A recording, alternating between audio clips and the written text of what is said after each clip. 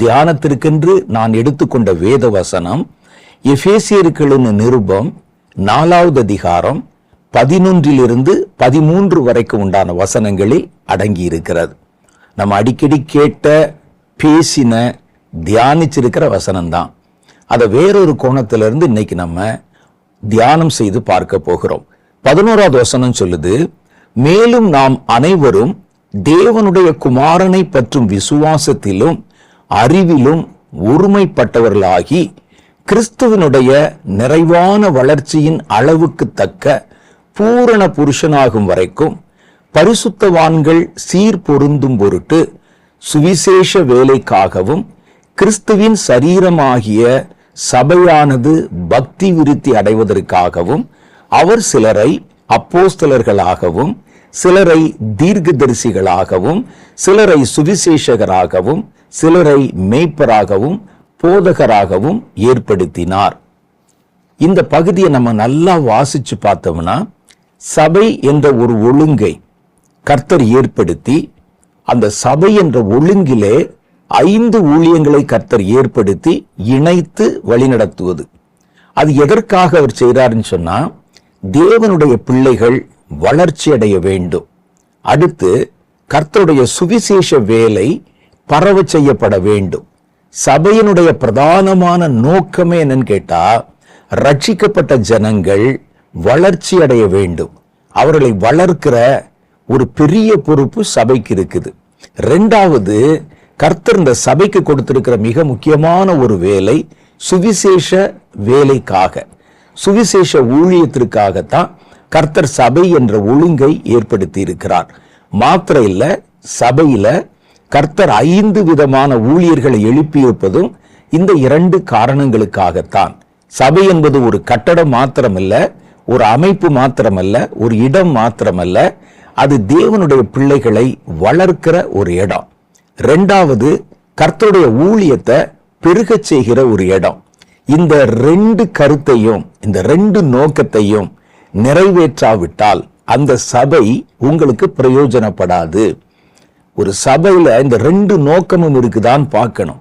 ஏதோ சும்மா ஜனங்களை கூட்டம் கூட வைத்து கைதட்ட வச்சு பாட்டு பாட வச்சு காணிக்கை வாங்கிட்டு வீட்டுக்கு அனுப்பி விடுகிற சபை உங்களை வளர்ப்பிக்க போதுமானது அல்ல. இந்த 2 நோக்கத்தை கர்த்தர் தெளிவாக நமக்கு வெளிப்படுத்தி பேசி இருக்கிறார். 1, சுவிசேஷ வேலைக்காகத்தான் சபை ஏற்படுத்தினேன். 2வது, சுவிசேஷத்தின் மூலம் சந்திக்கப்பட்டு ரட்சிக்கப்பட்டவர்களை அதோடு விட்டு விடாமல் அவர்களை வளர்ப்பிப்பதற்காக சபையை நான் ஏற்படுத்தினேன். அதுல இந்த 5 ஊழியர்களையும் எழுப்பினதனுடைய நோக்கமுமே அதுதான் என்று கர்த்தர் இங்கே தெளிவுபட நமக்கு சொல்லி இருக்கிறார். அப்ப நீங்க ஒரு நல்ல சபையை தேர்ந்தெடுக்கும் போது அந்த சபையில இந்த 2 நோக்கமும் நிறைவேற்றப்படுகிறதா? சபை உங்களை பத்தி கவலைப்படுதா? உங்க வளர்ச்சியை பற்றி அக்கறைப்படுகிறதா?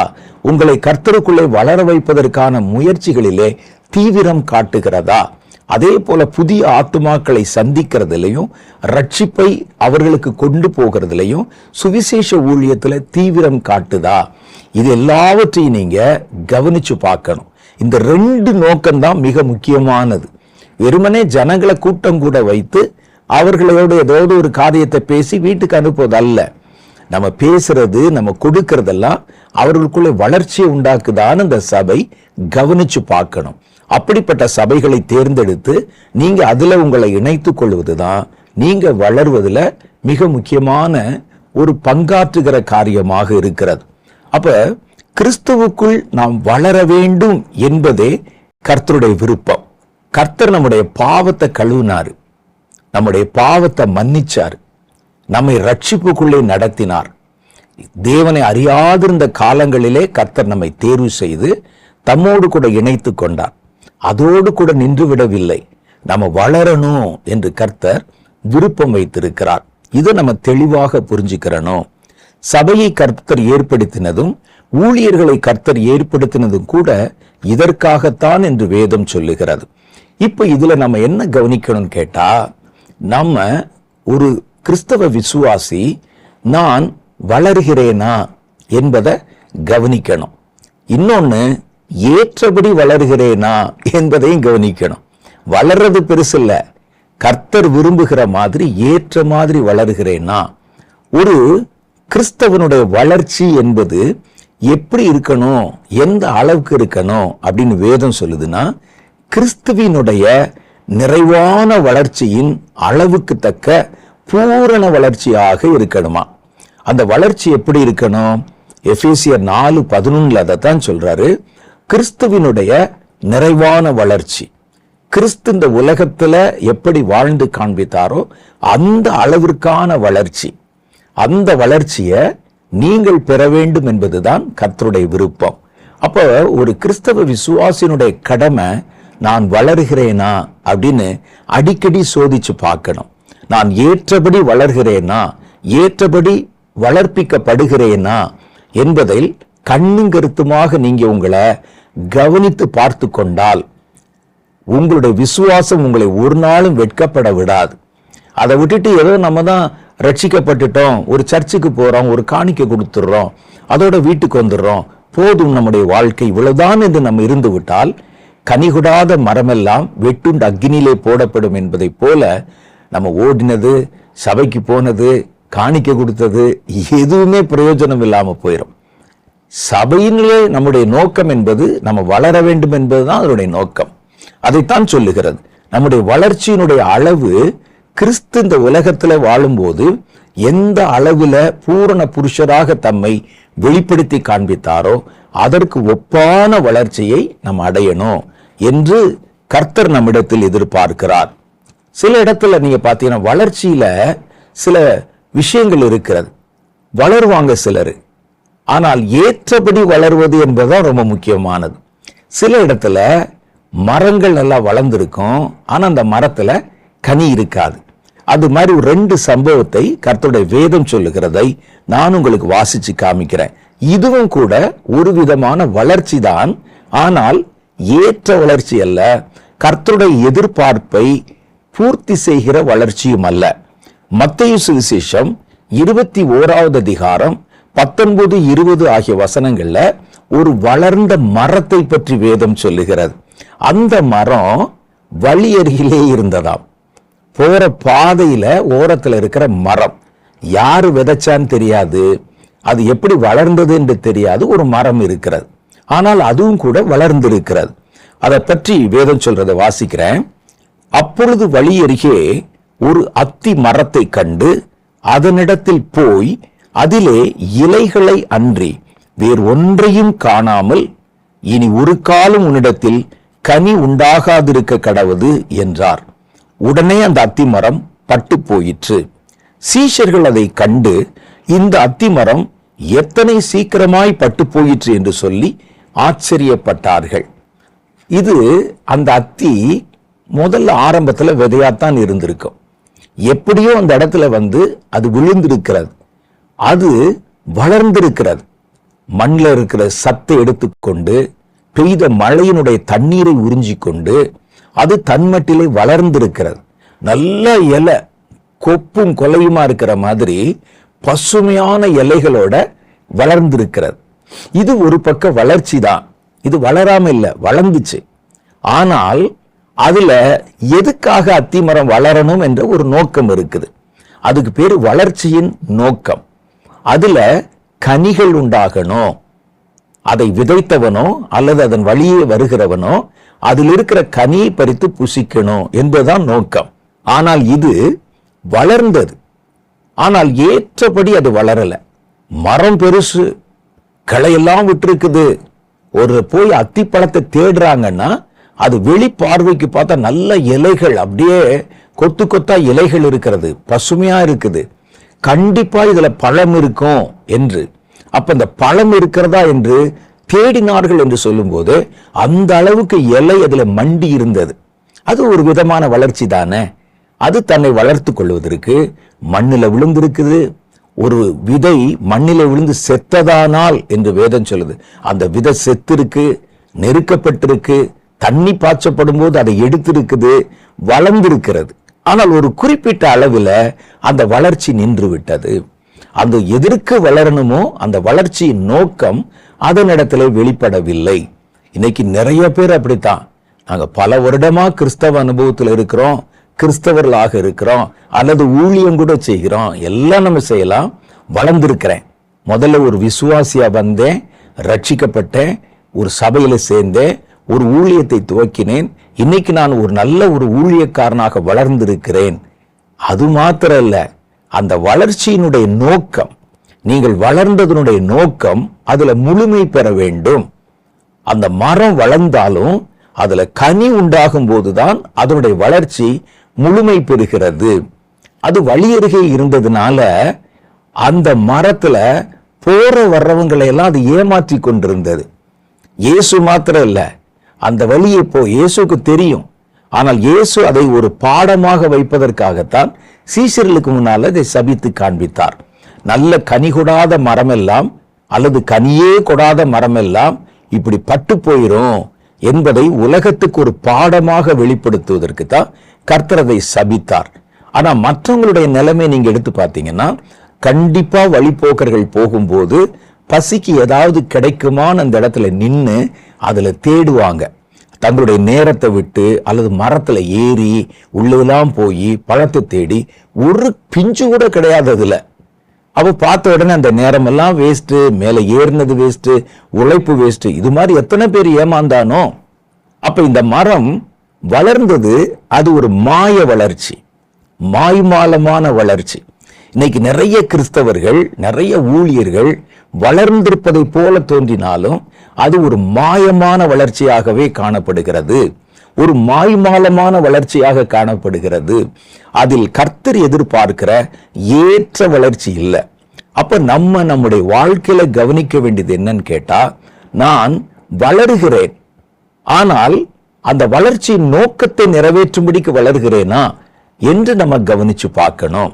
நான் ஏற்றபடி வளர்கிறேனா என்பதையும் ஒவ்வொரு முறையும் நீங்க உங்க வாழ்க்கையை பரிசீலனை பண்ணி பார்ப்பதுதான் உத்தமமான காரியம் என்பதை விளங்கி கொள்ளணும். இன்னொரு மரத்தை பாருங்க, இந்த மரத்திலையும் கனிகள் இல்லை. ஆனா அந்த மரம் இருந்த இடம் வித்தியாசமானது. அது எங்கன்னா ஒரு திராட்சை தோட்டத்துக்கு நடுவில் இருந்தது.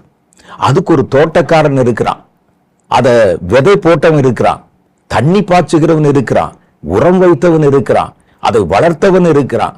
ஆனாலும் அதுல கனி உண்டாகல. இவர்கள் யார் அப்படின்னு கேட்டா, நல்ல ஒரு சபையிலே, நல்ல ஒரு ஊழியத்துல, நல்ல ஊழியக்காரர்களுக்கு கீழே இருந்து வளர்ந்து கனி கொடுக்க மாட்டாதவர்கள். அப்ப அந்த வழியருகே இருந்த அத்தி மரத்தை விட இந்த தோட்டத்தில இருந்து தோட்டத்தின் நன்மைகளை புசித்து கனி கொடுக்காத அத்தி மரங்கள் தான் ஆபத்தானவைகள். அதுக்கு கிடைக்கிற தண்டனை அதிகபட்சமான தண்டனை. நீங்க நல்லா பாத்தீங்கன்னா, வழியருகே இருந்த அத்தி மரம் அந்த இடத்துல சபிக்கப்பட்டது, அவ்வளவுதான். அதுல இனிமே உனக்கு எந்த கனியும் வராது. ஆனா மரம் இருந்தது தொடர்ந்து. ஆனால் இந்த மரத்தை பாருங்க என்ன சொல்றாங்க, வாசிச்சுருவோமே. லூக்கா எழுதின சுவிசேஷம் 11வது அதிகாரம் 6, 7 ஆகிய வசனங்கள். அப்பொழுது அவர் ஒரு உவமையையும் சொன்னார். ஒருவன் தன் திராட்சை தோட்டத்திலே ஒரு அத்தி மரத்தை நட்டிருந்தான். அவன் வந்து அதிலே கனியை தேடின போது ஒன்றும் காணப்படவில்லை. அப்பொழுது அவன் தோட்டக்காரரை நோக்கி, இதோ 3 வருஷமாய் இந்த அத்தி மரத்திலே கனியை தேடி வருகிறேன், ஒன்றையும் காணவில்லை, இதை வெட்டி போடு, இது நிலத்தையும் ஏன் கெடுக்கிறது என்றான். அப்ப நீங்க பாத்தீங்கன்னா, தோட்டத்தின் நடுவிலே வைக்கப்பட்ட அத்தி மரம் ஒரு பராமரிப்புல இருக்கிறது, ஒரு தோட்டக்காரனுடைய பாதுகாப்புலையும் கண்காணிப்புலையும் இருக்கிறது. அதற்கு நீர் பாய்ச்சப்படுகிறது, அதுக்கு உரம் போடப்படுகிறது, அதை பார்த்து பார்த்து வளர்க்குறாங்க. ஆனா கனி கொடுக்கல. அப்ப இதற்கு கிடைக்கிற தண்டனை பெரும்பட்சமான ஒரு தண்டனை. அது என்ன தண்டனை அப்படின்னு கேட்டீங்கன்னா, இதை வெட்டி போடு என்றார். இதை வெட்டி போடு. ஆனா வழி அருகே இருந்த அத்தி மரத்தை பாருங்க, அதற்கு யாரும் கொடுக்கல, தானா சுயம்புவாக வளர்ந்தது. அதுக்கு தோட்டக்காரன் இல்ல, பராமரிக்க ஆள் இல்ல, ஒண்ணுமே இல்லை, அது வளர்ந்தது. அதனால கர்த்தர் என்ன செய்தார்னா, இனி உன்னிடத்துல கனி வராது, சபிச்சுட்டு போயிட்டார். அது பட்டு போய் அப்படி நின்றது. ஆனா இது பட்டு போவது வேற, வெட்டி போடுவது வேற. இந்த இடத்துல நீங்க பாத்தீங்கன்னா, இந்த மரத்தை வெட்டி போடு என்று கர்த்தர் சொன்னார். அழிச்சிரு அப்படின்னு. ஏன்னா இது நல்ல நிலத்திலே ஊன்றப்பட்டு நன்மையான காரியங்களை எல்லாம் புசித்து நன்மையான தண்ணீரை குடித்து நல்ல பராமரிப்பில் வளர்ந்து, ஆனா இதுல 3 வருஷமா கனியே இல்லாத ஒரு சூழ்நிலையில அந்த மரம் நின்று கொண்டிருக்கிறது. அப்ப இதுவும் கூட ஒரு பக்கத்துல வளர்ச்சி தான். அதுவும் விதையா போடப்பட்டு அல்லது ஒரு சின்ன கிளைய கொண்டாந்து நட்டு வச்சிருப்பான் அந்த ஆளு தோட்டக்காரன். அதுக்கு தண்ணி ஊற்றி அந்த தண்ணி எல்லாம் குடிச்சு அது ஒரு விதத்திலே வளர்ந்தது. ஆனா அந்த வளர்ச்சி ஏற்ற வளர்ச்சி இல்லை. இப்படி ஒரு சபையிலேயோ ஒரு தேவனுடைய பிள்ளைகளுக்கு நடுவிலேயோ கிடைக்கிற பாதுகாப்பு, கிடைக்கிற வசதிகள் எல்லாவற்றையும் அவர்கள் உபயோகப்படுத்தியும் கனி கொடாத அத்திமரமா இருக்கிறவங்கள ஏன் வெட்டி போட சொல்றாங்க அப்படின்னு கேட்டா, அந்த அத்திமரம் தான் இருக்கிற நிலத்தை கெடுத்து போடும். வழியருகிற இருக்கிற நிலம் கெட்டு போனா கூட யாரும் கேட்க போறது இல்லை. அதுக்கு யாரும் சொந்தக்காரர்கள் அல்ல. அதனால கர்த்தர் அதை சபித்து விட்டு பட்டு போய் அது அப்படியே தான் நின்று கொண்டிருந்தது. ஆனா இந்த மரம் உடனடியாய் நீக்கப்பட வேண்டும். காரணம் என்னன்னு கேட்டா, இது ஒரு எஜமானுக்கு சொந்தமான ஒரு தோட்டம். அதுல மற்ற பயிர்களும் வைக்கப்பட்டிருக்கிறது, மற்றவைகளுக்கும் உரம் போடப்படுகிறது, தண்ணீர் பாய்ச்சப்படுகிறது. இந்த கனி கொடாத மரங்கள் தான் இருக்கிற நிலத்தை கெடுத்து போட்டுரும். அதனால கர்த்தர் சொன்னார், வேண்டாம், இதனால பக்கத்தில் இருக்கிற திராட்சை கொடிகளுக்கும் திராட்சை செடிகளுக்கும் மற்ற பயிர்களுக்கும் பாதிப்பு உண்டாகும். அதனால இதை உடனே எடுத்து போட்டுரு. அப்ப கர்த்தர் நம்மிடத்தில் எதிர்பார்ப்பது வெறும் வளர்ச்சியை மாத்திரமல்ல, வளர்ச்சியின் நோக்கத்தை நிறைவேற்றுகிற வளர்ச்சி. இரண்டாவது ஏற்ற வளர்ச்சி. ஏற்ற வளர்ச்சி. அப்ப நம்ம ஒவ்வொரு முறையும் நம்ம என்ன செக் பண்ணணும் அப்படின்னா, நான் ரட்சிக்கப்பட்டு இத்தனை வருஷம் ஆகுது, நான் வளர்ந்திருக்கிறேனா, ஏற்ற அளவில் வளர்ந்து கொண்டிருக்கிறேனா, என்னுடைய வளர்ச்சி எப்படி இருக்குது, அதை நம்ம பார்க்கணும். அந்த வளர்ச்சி நம்ம அடைந்திருக்கிறோம் என்று நாம அறிந்து கொள்வது நமக்கு அவசியம். இல்லாட்டா நம்ம பார்த்தீங்கன்னா ரெகுலரா ஏதோ நம்முடைய கடமையை செய்வதை போல காலையில் எந்திரிச்சா கொஞ்ச நேரம் பைபிள் படிப்பது, ஞாயிற்றுக்கிழமை வந்தா சபைக்கு போறது, கிறிஸ்டியன் ஆக்டிவிட்டிஸ்ல அங்கங்க பங்கு பெறுவது, வீட்டுக்கு வந்து விடுவது. ஆனா உங்களை என்ன செக் பண்ணணும்னா, கர்த்தர் எதிர்பார்க்கிற மாதிரி ஏற்ற வளர்ச்சியை நான் அடைந்து கொண்டிருக்கிறேனா, நான் சார்ந்திருக்கிற அமைப்போ அல்லது ஒரு சபையோ என்னை நடத்துகிற ஒரு ஊழியக்காரனோ என்னை ஏற்றபடி வளர்வதற்கு உதவி செய்கிறார்களா, அவர்கள் செய்கிற உதவியை பெற்றுக்கொண்டு நானும் ஏற்ற மாதிரி வளர்கிறேனா என்பதை நீங்க செக் பண்ணிட்டே இருக்கணும். செக் பண்ணிட்டே இருக்கணும். சின்ன வயதுல நீங்க பாத்தீங்கன்னா, எங்க காலத்துல இப்ப என்னன்னு தெரியல எனக்கு, வீட்டுல ஒரு சுவத்துல, நாங்கெல்லாம் எங்க வீட்டுல 5 பிள்ளைகள், நாங்க எங்க வீட்டு சுவத்துல எங்க அப்பா ஸ்கேலை வச்சு கோடு போட்டு வச்சிருப்பாங்க. நாங்க சின்ன பிள்ளைகளா இருக்கும்போது போய் நின்னு பார்ப்போம், இன்னைக்கு எவ்வளவு ஹைட் வளர்ந்துருக்கிறேனா அப்படின்னு நின்று பார்ப்போம். ஒரு 6 அடி உயரத்துக்கு ஸ்கேல்ல கோடு போட்டு இன்ச்சு கணக்கு போட்டு வச்சிருப்பாரு எங்க அப்பா. நாங்கள் அடிக்கடி போய் நின்று பார்ப்போம். பக்கத்துல எங்க அம்மாவை கூப்பிட்டு கேட்போம், நான் வளர்ந்துருக்கிறேனா, அதே அளவுல தான் இருக்கிறேனா அப்படின்னு சொல்லி. அப்ப ஒரு வளர்ச்சியை குறித்த கவலை நமக்கு இருக்கணும். நான் வளர்கிறேனா என்பதை நம்ம தெரிந்து கொள்ளணும். சரீர வளர்ச்சியை பற்றி அல்ல, ஆவிக்குரிய வளர்ச்சியில நான் எந்த அளவுல இருக்கிறேன் அப்படிங்கிறது தெரியணும். ஆவியிலே நீங்கள் வளருகிறீர்கள் என்பதற்கு சில அடையாளங்கள் இருக்கிறது. ஆவியில நம்ம வளர்கிறோம் அல்லது வளர்ந்திருக்கிறோம் என்பதை எப்படி அறிந்து கொள்வது? நான் வளர்ந்திருக்கிறேன். நான் சின்ன வயசா இருக்கும்போது நான் இருக்கிறேன், எங்க வீட்டுல ரொம்ப ஷார்ட்டா இருப்பேன். இப்பதான் கிட்டத்தட்ட நல்ல ஹைட்டுக்கு வந்திருக்கிறேன். சின்ன குழந்தையா இருக்கும்போது நான் எங்க வீட்டுல இருக்கிறவர்கள் எல்லாரிலும், என் கிளாஸ்ல இருக்கிற எல்லாரிலுமே நான் தான் ரொம்ப ஷார்ட்டா இருப்பேன். அப்ப எனக்கு கவலை, போய் நின்று பார்ப்பேன், வளருகிறேன், நான் வளருகிறேன். நான் வீட்டுல கூட சொல்லுவாங்க, நேத்தானடா பார்த்த அதுக்குள்ளேயே வளர போற அப்படின்னு சொல்லுவாங்க. அப்ப நம்ம வளர்ந்து விட்டோம் அல்லது வளர்கிறோம் என்பதற்கு சில அடையாளங்கள் இருக்கிறது. இதுல பாத்தீங்கன்னா உயரம் வளரும், வெயிட் தெரியும், நமக்கு அந்த ஹைட் நமக்கு தெரியும். இதெல்லாம் பார்க்கும்போது நான் வளர்கிறேன் என்பதை நான் புரிந்து கொள்ள முடிகிறது. ஆவிக்குரிய வளர்ச்சியில நான் வளர்கிறேன் அல்லது வளர்ந்திருக்கிறேன் அல்லது வளர்ந்து விட்டேன் என்பதை எப்படி கண்டுபிடிக்கலாம்? அதுக்கு சில அடையாளங்கள் இருக்கு. ஒண்ணு, நம்முடைய வளர்ச்சியும் வளர்ச்சியின் முதிர்ச்சியும். வளர்ச்சின்னு ஒண்ணு இருக்கு, முதிர்ச்சின்னு ஒண்ணு இருக்கு. அந்த வளர்ச்சியினுடைய அடையாளங்கள், சில அடையாளங்களை வேதத்தின் அடிப்படையிலே நீங்க வச்சு உங்களை டெஸ்ட் பண்ணி பார்த்துக்கலாம். முதல் டெஸ்ட் சொல்லவா? நீங்க வளர்கிறீர்கள், ஏற்ற அளவுல வளர்ந்துட்டீங்க அப்படின்னு சொன்னா, குழந்தையா இருந்த போது செய்த காரியங்கள் எல்லாம் கொஞ்சம் கொஞ்சமாய் உங்களை விட்டு மறைந்து போவதை பார்க்கலாம். அது பேர் தான் மெச்சூரிட்டி. நம்ம 10 வருஷமாவும் குழந்தையாக இருந்தோம்னா நாம் இன்னும் வளர்ச்சி அடையவில்லை என்பதுதான் அதோடைய பொருள். அப்ப நம்ம என்ன செய்யறோம்? முதல்ல நம்ம இருந்த நிலையிலிருந்து இந்த குழந்தை தன்மைகள் இருக்கு பாருங்க, அது கொஞ்சம் கொஞ்சமா நம்ம விட்டு நீங்கி போகும். நம்முடைய பேச்சுல, நம்முடைய நடக்கையில, நம்ம மற்றவர்களிடத்துல பழகுகிற விதத்துல, ஒரு காரியத்தை புரிந்து கொள்ளுகிற விதத்துல இந்த குழந்தையினுடைய மனப்பான்மை கொஞ்சம் கொஞ்சமாய் மாறுகிறதை பார்க்கலாம். அதுதான் வளர்ச்சி, மெச்சூரிட்டி. 1 கொரிந்தியரின் புஸ்தகம் 13வது அதிகாரம் 11வது வசனம், அதுல சொல்லுகிறது, நான் குழந்தையா இருந்த போது குழந்தையை போல பேசினேன், குழந்தையை போல சிந்தித்தேன். குழந்தையை போல சிந்திக்கிறது, ஒரு சின்ன பிள்ளை எப்படி நினைக்குமோ அது மாதிரி தான் என்னுடைய நினைவுகள் இருந்தது. குழந்தையை போல யோசித்தேன். நான் புருஷனான போதோ குழந்தைக்கேற்றவைகளை ஒழித்து விட்டேன். அது தன்னாலே மறைஞ்சிரும். நாமும் அதை என்ன செய்யணும்னா ஒழிச்சிடணும். அதுதான் நம்ம வளர்ந்து விட்டோம் என்பதற்கான அடையாளம். அப்ப பாருங்க, குழந்தையா இருந்தா குழந்தையை போல பேசினேன். நான் பேசுறதுல ஒரு அர்த்தம் இருக்காது. நான் பேசுவது மற்றவர்களுக்கு சிலருக்கு புரியும், புரியாது.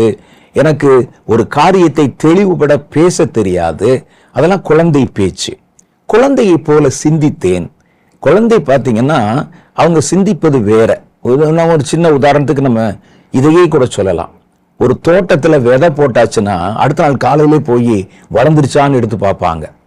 சில சமயத்துல ஏதாவது பழங்களை விதையோடு சாப்பிட்டு விட்டால் இரவெல்லாம் பயம், அந்த சிந்தனை ஓடும், மரம் வளர்ந்துரும் வயிற்றுக்குள்ளன்னு. இதெல்லாம் நமக்கு சின்ன குழந்தையில இருந்தது. ஆனா இப்போ நமக்கு அப்படிப்பட்ட பயங்கள் இல்லை. குழந்தையை போல பயந்தேன் என்ற வார்த்தையை கூட இதில் நம்ம சேர்த்துக்கலாம். குழந்தையை போல சிந்தித்தேன், குழந்தையை போல பயந்தேன். குழந்தைகளுடைய பயம் வித்தியாசமானது. எதை பார்த்தாலும் பயம். ஒரு சாதாரண காரியத்தை பார்த்தா கூட, நான் சொன்னது ஒரு சின்ன உதாரணம் தான். ஒரு பழத்தை விதைய முழுங்கிட்டா பல நாட்கள் நினைச்சுக்கிட்டே இருப்பாங்க, மரம் வளர்ந்துரும், உள்ள மரம் வளர்ந்துரும் அப்படின்னு. அப்போ அது குழந்தையினுடைய சிந்தனை. குழந்தையை போல யோசித்தேன், குழந்தையை போல. ஏன்னா குழந்தைகள் நிறைய மாயஜால கதைகள் கேட்கறதுனால வாழ்க்கையிலும் அப்படியே நடந்து விடுமோ என்றவர்கள் அதை நம்புவார்கள், யோசிப்பாங்க. அதே மாதிரி நான் புருஷனான போதோ வளர்ந்த போதோ அவைகள் குழந்தைக்குரியவைகளை ஒழித்து விட்டேன். இப்ப இந்த கிறிஸ்துமஸ் சமயத்துல பாத்தீங்கன்னா கிறிஸ்துமஸ் தாத்தான்னு சொல்லுவாங்க. அந்த கிறிஸ்துமஸ் தாத்தாலாம் நீங்க பாத்தீங்கன்னா சாண்டா கிளாஸ் என்ற ஒரு பாதிரியார், அவர் என்ன செய்வார், அந்த ஏழை குழந்தைகளுடைய வீடுகள்ல இரவு நேரத்துல போய் கிஃப்ட் வச்சுட்டு வருவதை, கிறிஸ்துமஸ் காலங்களில் செய்வதை வழக்கமாக வைத்திருந்தார். அப்ப பிள்ளைங்க என்ன நினைச்சிட்டாங்கன்னா, நம்ம ஜெபம் பண்ணினா, நம்ம கர்த்தரிடத்துல தாத்தாவை அனுப்புங்க அப்படின்னு சொன்னா அவர் காலையில நம்ம வீட்டுல ஒரு கிஃப்டை கொண்டாந்து வச்சிருவார் என்று நம்பினார்கள். ஆனா உண்மையிலே என்னன்னா, இந்த குழந்தைகள் அப்படி இரவில ஜெபம் பண்ணி படுத்த பிறகு அவங்க பெற்றோரே ஒரு கிஃப்ட் வாங்கி வீட்டு வாசல்ல வச்சுட்டு காலையில பிள்ளைகள் திறந்து பார்க்கும்போது, ஓ நேற்று ராத்திரி தாத்தா வந்திருந்தாரு போல இருக்குது, கிஃப்ட் வச்சிருந்தாரு போல இருக்கு. அப்ப கிறிஸ்துமஸ் தாத்தான்னு ஒருத்தர் இருக்கிறாரு, அவர் கிறிஸ்துமஸ் காலங்கள்ல பூமிக்கு இறங்கி வர்றாரு, வீட்டு வாசல்ல பிள்ளைகளுக்கு கிஃப்ட் கொண்டாந்து வைக்கிறாரு என்று சிந்தித்தது ஒரு குழந்தை சிந்தனை. அந்த காலங்கள்ல பிள்ளைகளை உற்சாகப்படுத்துவதற்காக செய்யப்பட்ட ஒரு சின்ன ஒரு காரியம். அதை நம்பினாங்க, குழந்தைகள் நம்பினாங்க. ஆனா வேதம் சொல்லுது, அந்த குழந்தைகளுடைய யோசனை, குழந்தைகளுடைய நம்பிக்கை என்பது வித்தியாசமானது. அவர்களுடைய யோசனை குழந்தைத்தனமானது. ஆனா இப்போ இவ்வளவு வளர்ந்த பிறகும் கிறிஸ்துமஸ் தாத்தாவை நம்ம நம்பி அவர் வர்றாருன்னு சொல்லி யோசிக்கிறாங்க பாருங்க. புருஷனான போதும் விடாவிட்டால் நம்ம இன்னும் வளர வேண்டிய பிரகாரம் வளரவில்லை. அப்ப பாருங்க, குழந்தையை போல இருந்த போது என்னுடைய யோசனை குழந்தைத்தனமாக இருந்தது. ஒருவர் ஒரு காரியத்தை சொன்னா அதை அப்படியே நம்பி அப்படி இருக்குமோ என்று நான் யோசித்தேன். புருஷனான பொழுது ஒருவன் ஒரு காரியத்தை சொன்னால் அது இருப்பதற்கு வாய்ப்பு இருக்கா இல்லையான்னு பரிசீலனை பண்ணி பார்க்கிறேன். சின்ன குழந்தைகளா இருக்கும்போது 3 கண் அரக்கன் சொன்னா இருக்கிறான்னு நினைச்சோம். நம்ம 7 மலை 7 கடல் தாண்டி ஒருவனுடைய உயிர் ஒரு கிளிக்குள்ள இருக்குன்னா நம்பினோம். நம்ம பல காரியங்களை நம்பினோம். ஆனால் கொஞ்சம் புருஷனான பொழுது, கொஞ்சம் வளர்ந்த பிறகு இப்படிப்பட்ட காரியங்களை யாராவது சொன்னா உடனே நம்ம என்ன செய்யறோம்? அது உண்மையா பொய்யா அப்படின்னு பகுத்து ஆராய்ஞ்சு பார்க்கிறோம். அதான வளர்ச்சி. பிள்ளைகள் சொன்னா அப்படியே நம்பிரும், அவர்கள் இருப்பதாகவே நம்பிரும் அப்படியே. ஆனா பூரண புருஷராகும் போது அதை சோதித்து பார்க்கிற அந்த மனப்பான்மை வந்து விடுகிறது. அப்ப இதெல்லாம் வச்சோம்னா நம்ம வளர்ந்திருக்கிறோமான்னு தெரியும். தேவ பிள்ளைகள் நடுவிலும் கிறிஸ்தவர்கள் நடுவிலையும் இந்த குழந்தைத்தனமான காரியங்கள் நிறைய இருக்குது. நம்முடைய ஆராதனைகள்ல, நம்முடைய கிறிஸ்தவ வாழ்க்கை ஒழுங்குமுறைகள்ல குழந்தைத்தனமான காரியங்கள் இருக்கிறது. நிறைய விஷயங்கள் இருக்கிறது. ஒன்றென்று நான் உங்களுக்கு சொல்றேன் பாருங்க. நம்ம இப்ப ஏற்கனவே பார்த்த மாதிரி சொல்லப்படுகிற எல்லாவற்றையும் நம்பிடுவாங்க. ஒருவர் மேடையில இருந்து அவர் பேசுவது உண்மையிலே பேசுறாரா, வேற எதுவும் நம்ம ஏமாற்ற பேசுகிறாரா, அவர் சொல்லுகிற உபதேசம் சரியா தவறா, இதெல்லாம் பார்க்காம என்ன சொன்னாலும் தலையாட்டி எது சொன்னாலும் கைதட்டுறாங்க பாருங்க. அவர்கள் வளரவில்லை என்பது பொருள். மேடையிலிருந்து ஒருத்தர் சொல்றார், இயேசு கடவுளே இல்லை, கடவுளுக்கு சமமானவர், ஆனா அவர் கடவுள் இல்லை அப்படின்னு சொல்றார். கைதட்டுறாங்க கீழே. இது மாதிரி நிறைய காரியங்களை மேடையிலிருந்து பேசும்போது தேவனுடைய திருமறைக்கு எதிராகவும் கிறிஸ்தவ விசுவாசத்துக்கு எதிராகவும் பேசும்போது அதையும் கைதட்டி ஏற்றுக்கொள்றாங்க. அப்ப நம்ம யோசிச்சு பார்க்கிறது, இவர்கள் எதையும் பகுத்து ஆராய்ஞ்சு பார்க்க மாட்டாங்களா? அந்த வசனம் என்ன சொல்லுது யோசிக்க மாட்டாங்களா? என்ன சொன்னாலும் நம்பிடுவாங்களா? எதை சொன்னாலும் விசிலடிச்சு கைதட்டிடுவாங்களா? அப்படின்னு அவர்கள் குழந்தைகள், அவங்களுக்கு ஒன்றும் புரியாது. அவர்கள் வளரவில்லை. அவர்களை வளர விடாமல் யாரோ வச்சிருக்கிறாங்க தந்திரத்துல. அப்ப கிறிஸ்தவர்கள் நடுவிலையும் குழந்தைத்தனமான இம்மெச்சூரிட்டியான காரியங்கள் நிறைய விஷயங்கள் இருக்குது. ஒண்ணு பாருங்க, ஜெபம் என்பதை தங்களுடைய தேவைகளுக்கு மாத்திரமே பயன்படுத்துவார்கள். இந்த குழந்தைத்தனங்கிறது, ஜெபங்கிறதே ஏன் தேவையை கர்த்தரிடத்துல சொல்லி அவர்கிட்ட அதை வாங்குறதுக்காகத்தான் ஜெபம். இல்லாட்டா வேற ஜெபத்துக்கு வேற எந்த பரிமாணம் இல்லை. அவங்க பண்ற ஜெபம் எதை பற்றி சொன்னாலும் அவர்களுக்கு தங்களுடைய காரியம் நடக்கணும், அவ்வளவுதான். எனக்கு அதுல கிடைக்குமா, எனக்கு அதுல கிடைக்காதா? அப்ப ஜெபம் என்பதை தங்களுடைய தேவைகளுக்காக மாத்திரமே பிரயோகப்படுத்த வேண்டும் என்கிற மனப்பான்மை கொண்டவர்கள் ஆவியிலே வளராத குழந்தைகள். இரண்டாவது, வாக்குத்தத்தங்களை அட்டைகளில் பெறுவதை பற்றி மகிழ்ச்சி அடைவாங்க. கர்த்தர் என்கிட்ட பேசிட்டாரு, அந்த அட்டை எனக்கு வந்துருச்சு. ஒரே ஆள் பார்த்தீங்கன்னா 4 சர்ச்சில் போய் அது நியூ இயர் சமயத்துல இது நிறைய நடக்கிறத பார்க்கலாம். வீட்டில் கேலண்டர் வரும், அதுல ஒரு வாக்குத்தத்தம் இருக்கும். தனித்தனியா போய் அட்டை எடுப்பாங்க, அதுல ஒரு வாக்குத்தத்தம் இருக்கும். அந்த அட்டையில் அந்த வாக்குத்தத்தம் வந்த உடனே அது எங்களுக்கு இப்போ வந்து பலிச்சதாக ஒரு வாரம் சந்தோஷத்துல இருப்பாங்க. அதெல்லாம் ஒரு குழந்தைத்தனமான காரியங்கள். வாக்குத்தத்தம் என்றால் என்ன, அது எப்ப நமக்கு நிறைவேறும், அது யாருக்கு கொடுக்கப்படும் என்பதை பற்றியெல்லாம் ஒரு தெளிவான புரிதல் அவர்களுக்கு அந்த நேரத்துல இருக்காது. அவங்க அதை சந்தோஷப்படுவாங்க. கர்த்தர் எனக்கு, நான் இந்த சர்ச்சுக்கு போனேன், இந்த வார்த்தையை வைத்து இந்த வாக்குத்தத்தத்தை கொடுத்தார். அந்த சர்ச்சுக்கு போனேன், அந்த வாக்குத்தத்தத்தை கொடுத்தார். 1ஆம் தேதி நடத்தப்படுகிற ஒரு பெரிய கூட்டத்துக்கு போனேன், அதுல இந்த வாக்குத்தத்தத்தை கொடுத்தாங்க அப்படின்னு அந்த வாக்குத்தத்தத்தை அட்டையிலே பெறுவதிலும் வீட்டிலே ஒட்டுவதிலும் சந்தோஷப்பட்டு அந்த வாக்குத்தத்தம் தங்களுக்கே உரித்தாகிவிட்டது என்பதை போல ஒரு தோற்ற பிரம்மையில மகிழ்ச்சி அடைவாங்க. அது ஒரு குழந்தைத்தனம். மூணாவது பாருங்க, அபிஷேகத்தினால் உண்டாகும் பரவசத்துக்காக மாத்திரமே அபிஷேகத்தை பயன்படுத்துவாங்க. அபிஷேகம் வரும்போது ஒரு கூட்டத்துக்கு வருவாங்க, நல்லா கைதட்டி ஆர்ப்பரிக்கணும். நல்ல அபிஷேகத்தில் நடத்தும் போது கைகாலெல்லாம் உதறி கீழே விழணும், அந்நிய பாஷை பேசணும், தரையில உருளணும். அதுல ஒரு சந்தோஷம். அதுக்கப்புறம் பரிசுத்த ஆவியானவர் ஒரு மனிதனுக்குள் கொடுக்கப்பட்ட நோக்கம் தங்களுக்குள் நிறைவேறுகிறதா என்பதை பற்றி கவலைப்பட மாட்டாங்க. 10 வருஷம் ஆனாலும் அதே நிலையில அதுல ஒரு சந்தோஷம் அவங்களுக்கு. அந்த ஆவியானவர் இறங்குறதும், அந்த ஆவியானவர் மேல இறங்கி விட்டார் என்று சொல்லி அவர் நினைத்து கீழே தரையில உருளுவதும், இதுக்கு மாத்திரம் பரிசுத்த ஆவியானவர் கொடுக்கப்படல. இதை நீங்க பிரசங்கம் பண்ணாலும் கேட்க மாட்டாங்க. அவங்களுக்கு அந்த நேரத்துல அந்த உணர்ச்சி வரணும், அந்த பரவசம் வரணும். இதற்காகத்தான் பரிசுத்த ஆவியானவர். இதெல்லாம் ஒரு குழந்தைத்தனமான துவக்க காலங்கள்ல இருக்கிற காரியங்கள். அடுத்த காரியம் பாருங்களேன், இதெல்லாம் ஒரு சின்ன சின்ன காரணம். அடுத்து வரங்களை தங்களுக்கு சாதகமாக பயன்படுத்துவாங்க.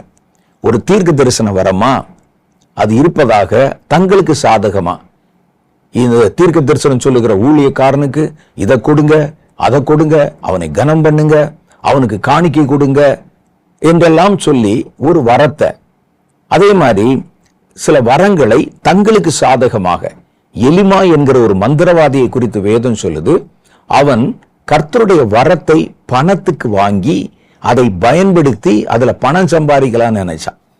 அது மாதிரி இந்த வரங்கள் என்ன செய்வாங்க, தங்களுக்கு சாதகமாக பயன்படுத்துவார்கள்.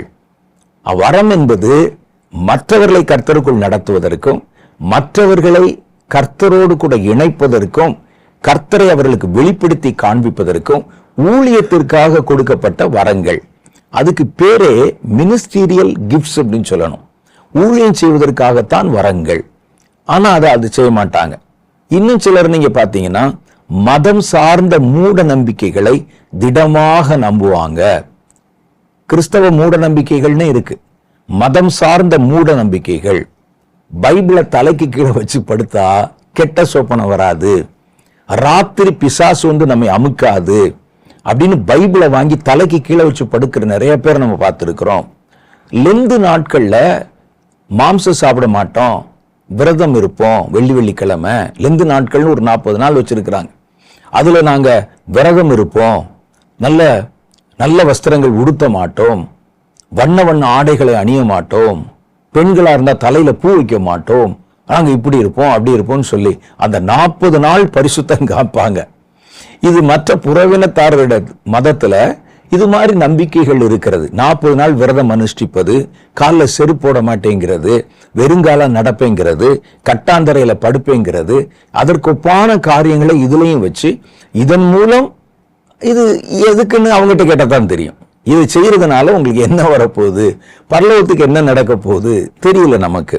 ஆனால் அதை அனுஷ்டிக்கிறவர்களை நிறைய குடும்பங்களை நம்ம பார்த்திருக்கிறோம். இதெல்லாம் குழந்தைத்தனமான காரியங்கள். அதே மாதிரி ஜெப தண்ணி, அப்புறம் மந்திரிச்ச அந்த நூல்கள் வாங்கி கட்டுவது கிறிஸ்தவர்கள் நடுவிலே இருக்கு, போன்றவற்றை வீட்டில் வைத்துக் கொள்வதனால நமக்கு நன்மை கிடைக்கும் அப்படின்னு நம்புவது. இதெல்லாம் வந்து குழந்தைத்தனமான விசுவாசங்கள். ஒரு முறை என்னுடைய நண்பர் ஒருவர் சொன்னார், இஸ்ரவேல் தேசத்திற்கு ஒரு சின்ன குழுவை, ஒரு 40 பேர் கொண்ட ஒரு குழுவை அழைத்து கொண்டு போனாங்க. அவர்கள் அந்த எருசலேமில கால் வச்ச உடனே அப்படியே அந்த பரிசுத்த ஆவியானவர் எங்க மேல இறங்கி விட்டார், அவர் இங்கதான் இருக்கிறார் என்று சொல்லி தரையில விழுந்து உருண்டாங்களாம். கிட்டத்தட்ட 35-40 பேர் தரையில விழுந்து உருண்டாங்களாம். அந்த அபிஷேகம், அந்த முதல் நூற்றாண்டில் இறங்கி வந்த அபிஷேகம் எருசலேமில இன்னும் அப்படியே இருக்கிறது. அதை நாங்க பார்த்தோன்னு சொல்லி மண்ணள்ளிட்டு வீட்டுக்கு வர்றது, கல்லள்ளிட்டு வீட்டுக்கு வர்றது, யோர்தான் ஆத்துல இருக்கிற தண்ணி எடுத்துட்டு வீட்டுக்கு வர்றது, அதை கொண்டு வந்து வைக்கிறது, இதெல்லாம் எளிய ஒரு குழந்தைத்தனமான விசுவாசங்கள். பரிசுத்த ஆவியானவர் எருசலேமில இறங்கிட்டு இன்னமும் எருசலேமிலையாக சுத்தி கொண்டிருக்கிறார். அப்ப நேத்து நீங்க சபையில, உங்க ஊர் சபையில அபிஷேகத்தை நீங்கள் உணர்ந்தீர்களே, அப்ப அவர் யாரு? இதெல்லாம் நம்ம யோசிக்க மாட்டாங்க. இது குழந்தைத்தனங்கள். அப்ப நம்ம வளருகிறோம் என்றால், குழந்தையா இருக்கும்போது இது ஒரு பெரிய தவறு இல்லை. குழந்தைகளாக இப்பதான் புதுசா வந்திருக்கிறாங்க, ரட்சிக்கப்பட்டு வந்திருக்கிறாங்க, வேற மத பின்னணியிலிருந்து வந்திருக்கிறாங்க, இதெல்லாம் ஒன்றும் பெரிய தவறு கிடையாது. ஆனால் அது சில நேரத்தில் நீங்க பார்க்கும்போது அது சகஜமா இருக்கும், அழகா கூட இருக்கும். அவர்களுடைய விசுவாசத்தை பார்க்கும்போது இது தவறுகள் அல்ல. குழந்தை பருவத்துல இதெல்லாம் ஒரு சகஜமான விஷயம்தான். ஆனால் வளரும் போதும் அது பின்தொடர ஆரம்பித்தால் அது கவலைக்குரிய விஷயம். ஒரு குழந்தை வீட்டில் இருக்குது, புரியாம பேசுது, புரியாம யோசிக்குது, வந்து இல்லாத தன்னுடைய சிந்தனையை கேள்வியாக கேட்கிறது, நமக்கு சந்தோஷமா இருக்கும். அதனுடைய நம்பிக்கை, அதனுடைய காரியங்கள் பார்க்கும்போது சந்தோஷமா இருக்கும். எப்போ வரைக்கும்? அந்த குழந்தை வளர வேண்டிய பிராயத்துல வளர்கிற வரைக்கும், குழந்தை பிராயத்தில் இருக்கிற வரைக்கும் குழந்தைக்குரிய காரியங்கள் போல அவங்க செஞ்சாங்கன்னா அதுல ஒன்றும் தப்பு இல்லை. அதுக்கு பிள்ளையை போட்டு அடிக்க கூடாது. ஏன் இப்படி செஞ்ச? விதையை போட்டுட்டு உடனே வந்து திறந்து பார்க்கிற, போட்டு அடிக்கக்கூடாது, அதை கண்டனம் பண்ணக்கூடாது. ஆனால் ஒரு குறிப்பிட்ட பிராயத்துக்கு மேலேயும் அவர்கள் அதில் நிலைக்கிறார்கள் என்றால் அவங்க இன்னும் அவங்களுடைய மூளை வளர்ச்சி அடையல, அந்த குழந்தை இன்னும் வளர்ச்சி அடையல. சிலர் நீங்க பார்ப்பீங்க 30 வயசு இருக்கும், 35 வயசு இருக்கும், குழந்தை மாதிரியே இருப்பாங்க இன்னும். அப்ப அவர்கள் வளர்ச்சி அடையவில்லை, அது கவலை உண்டாக்கிரும். இதே குழந்தை பிராயத்தில் இருக்கும்போது செஞ்ச அதே காரியம்தான், அந்த குடும்பத்தாரை சந்தோஷப்படுத்தின காரியம்தான் இப்போ 20 வருஷத்துக்கு பிறகும் அந்த குழந்தை போலவே இருந்து செய்யும் போது பார்க்கிறவங்களுக்கெல்லாம் கஷ்டம், பெற்றோருக்கு கஷ்டம். அவர்கள் வளரவில்லை, ஏற்ற அளவில் வளரல. அப்ப துவக்க கால கிறிஸ்தவர் இடத்துல இதெல்லாம் சகஜமா தான் இருக்கும். எடுத்த உடனே நீங்க பவுல் இடத்துல எதிர்பார்க்கிற மாதிரிலாம் எதிர்பார்க்க முடியாது, அப்படித்தான். ஆனால் அது குறிப்பிட்ட நீங்கள் வளரும் போது இதெல்லாம் போயிரும், ஒன்னா போயிரும். தேவையானது ஒன்றே. கர்த்தர் என்ன சொல்ல வருகிறார், எது நமக்கு முக்கியம், எது நம்மை ஆசீர்வதிக்கும், எது நம்மை கர்த்தருக்குள் நடத்தும் என்பதை பகுத்து ஆராயக்கூடிய காரியம் நமக்குள்ள வந்துருச்சுன்னா, இந்த குழந்தைத்தனத்துக்குரியவைகள் விலகுதுன்னா கண்டிப்பா நீங்கள் வளருகிறீர்கள் என்று பொருள். நீங்க 15-20 வருஷமா இதே காரியத்தை கடைபிடிச்சுக்கிட்டு நீங்கள் வளர வேண்டிய பிராயத்துல வளராம இருந்தீங்கன்னா நீங்கள் கவலைப்பட வேண்டிய ஒரு மனிதர். பரலோகம் உங்களை பற்றி கவலைப்படும், கர்த்தர் உங்களை பற்றி கவலைப்படுகிறார். ஏன்னா நம்ம இன்னும் இந்த வளர்ச்சியை நம்ம அடையவில்லை என்பது பொருள். இரண்டாவது காரியம் பாருங்க, வளர்ச்சியினுடைய இரண்டாவது அடையாளம், ஒரு கிறிஸ்துவுக்குள்ளே வளரும் போது அவன் வளருகிறான் என்பதற்கு இரண்டாவது அடையாளம், தன் சுயத்தை வெறுத்து தேவனை பின்பற்றுவான். தன்னுடைய சுயம் கொஞ்சம் கொஞ்சமா எனக்கு அப்படிங்கிற தேடுகிறத அவன் விட்டு விட்டு தேவனுக்கு என்று தேட ஆரம்பிப்பான். அப்படி வந்துச்சுனாலே அவன் வளர்கிறான் என்று பொருள். வேதம் அதை சொல்லுகிறது. லூக்கா சுவிசேஷம் 9வது அதிகாரம் 23-24 ஆகிய வசனங்கள் ஆண்டவர் சொல்லுகிறார். பின்பு அவர் எல்லாரையும் நோக்கி, ஒருவன் என் பின்னே வர விரும்பினால் அவன் தன்னைத்தான் வெறுத்து தன் சிலுவையை அனுதினமும் எடுத்துக்கொண்டு என்னை பின்பற்ற கடவன். தன் ஜீவனை ரட்சிக்க விரும்புகிறவன் அதை இழந்து போவான். என் நிமித்தமாக தன் ஜீவனை இழந்து போகிறவன் அதை ரட்சித்துக் கொள்ளுவான்.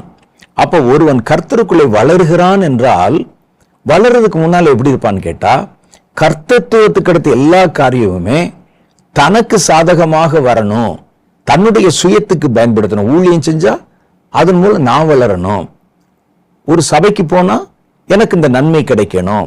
அப்ப தன் சுயத்தை மையமாக வைத்தே அவன் தேவனை தேடுவான். அது குழந்தைத்தனம்.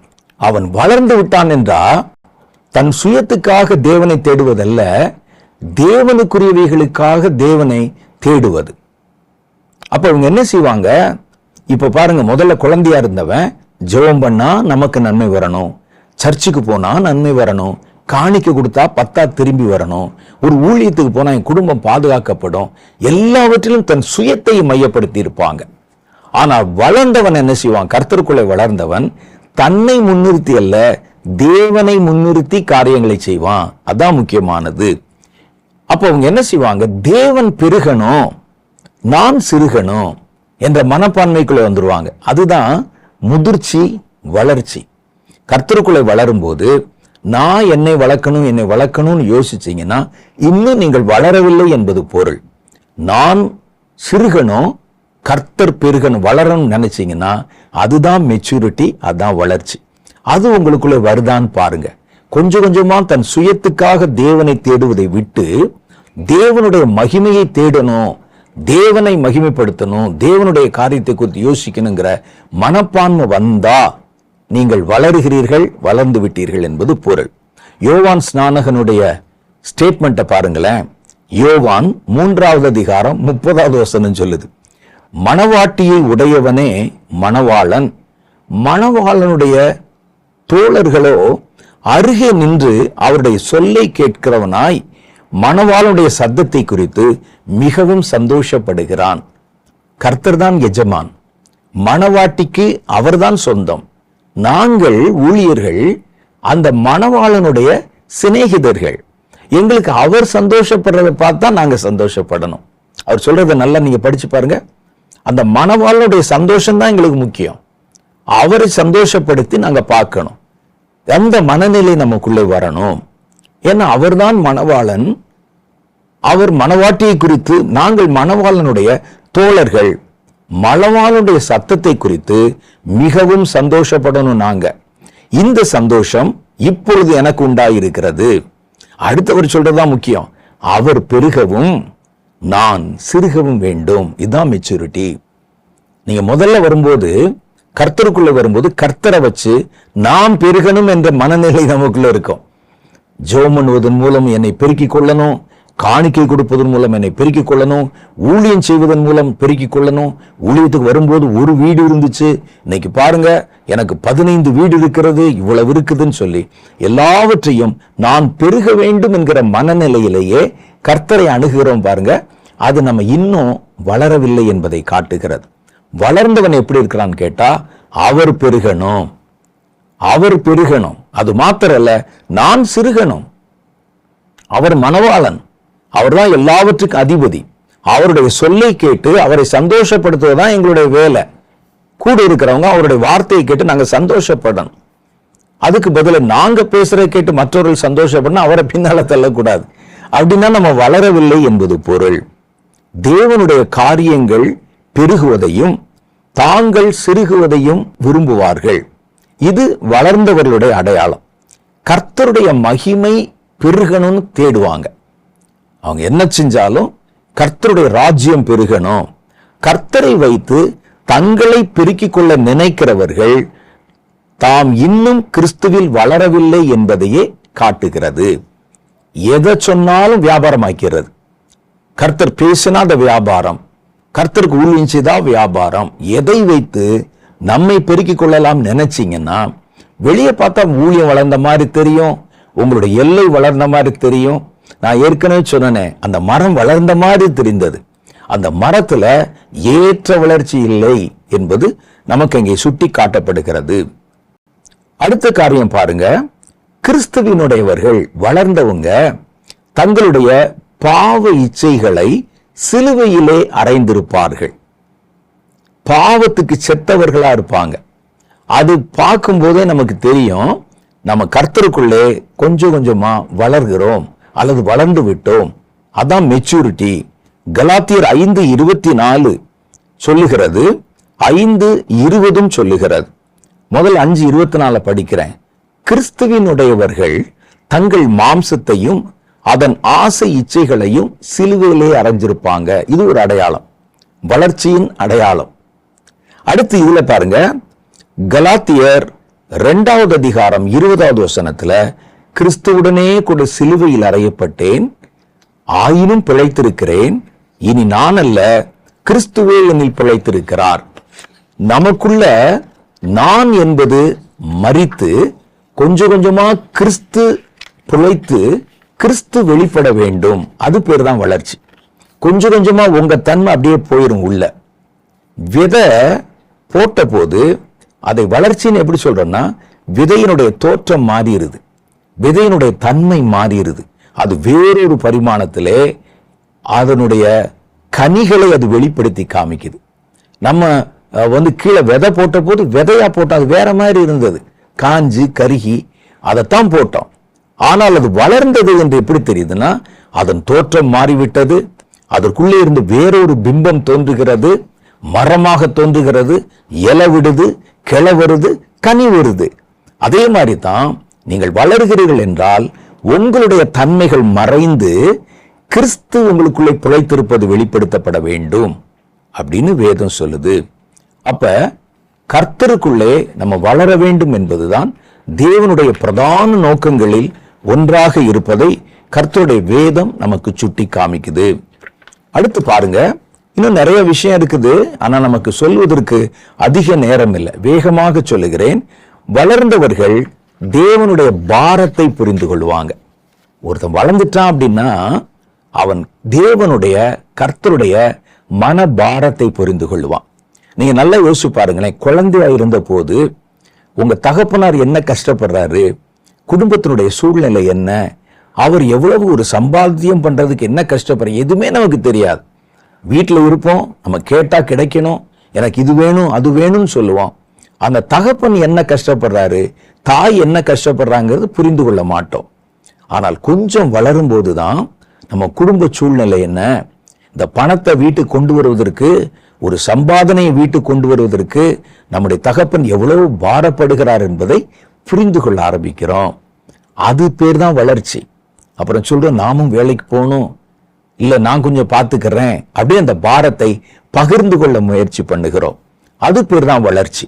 அப்ப கிறிஸ்துவை குறித்தும் கிறிஸ்துவனுடைய காரியங்களை குறித்தும் அவருடைய பாரத்தை குறித்தும் நம்ம கொஞ்சம் கூட கவலைப்படாம கிறிஸ்துவை வைத்து நம்முடைய கவலைகளை மாத்திரமே தீர்த்து கொள்ள பார்க்கிறோம், நம்முடைய பிரச்சனைகளை மாத்திரமே தீர்த்து கொள்ள பார்க்கிறோம்னா அது இன்னும் நீங்கள் வளரவில்லை என்பதை காட்டுகிறது.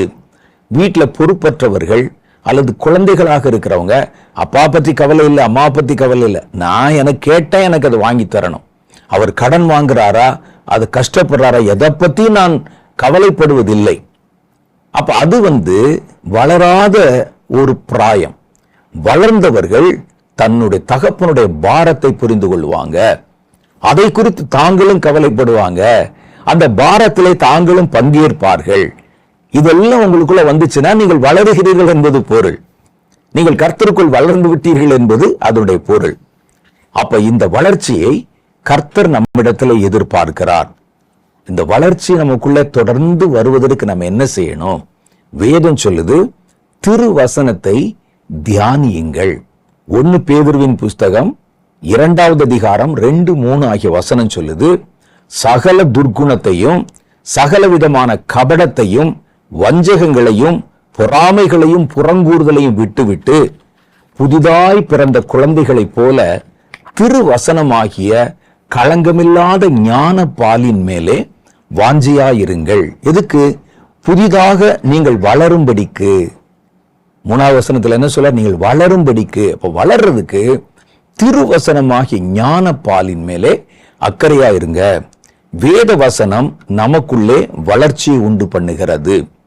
அது குழந்தைகளுக்கான ஞானப்பால் மாத்திரமல்ல, பலமானவர்களுக்கான பலமான ஆகாரமும் அதுதான்.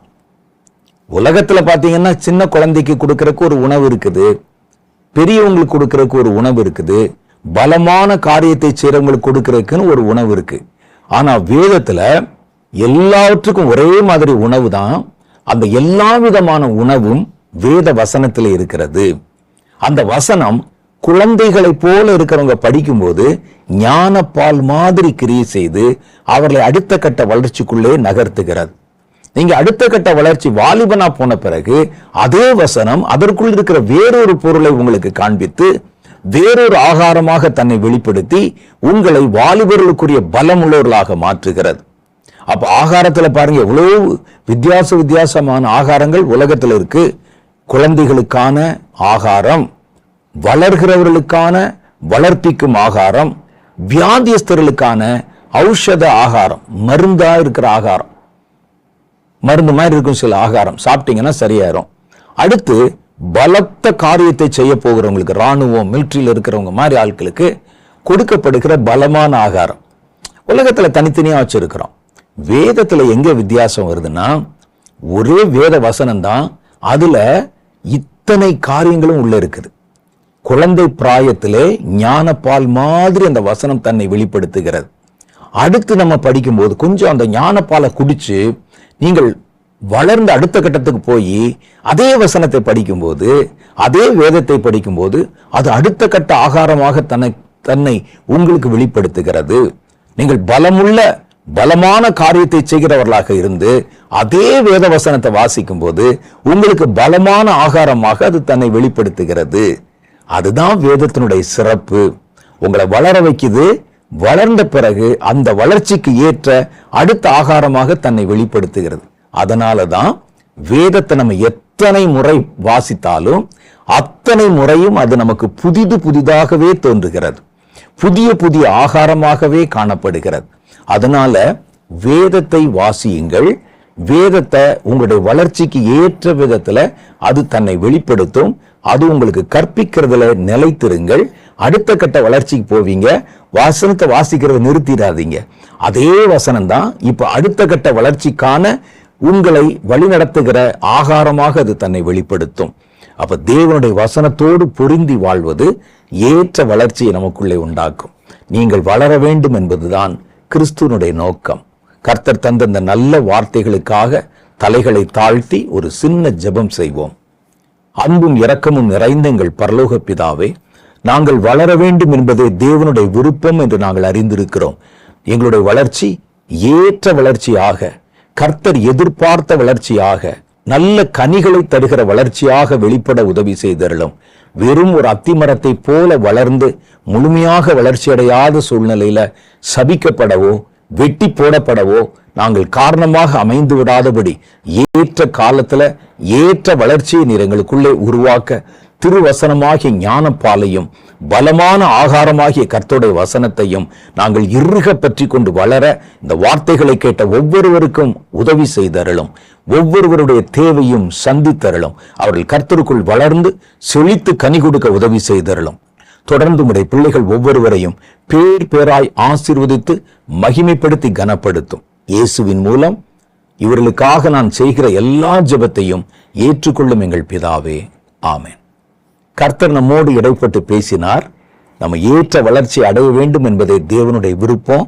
நீங்கள் எதை செய்தாலும் அது கர்த்தருக்குள்ளே உங்களை வளர்ப்பதற்கு முயற்சி பண்ணுகிறதா என்பதை கவனிச்சு பாருங்க. வளரணும், கர்த்தருக்குள்ளே நல்ல கனிகளை கொடுக்கணும். அடுத்த வாரத்தில் நான் வேறொரு புதிய செய்தியோடு உங்களை சந்திக்கிறேன். அதுவரை கர்த்தர் உங்களை ஆசீர்வதித்து காப்பாராக. ஆமென்.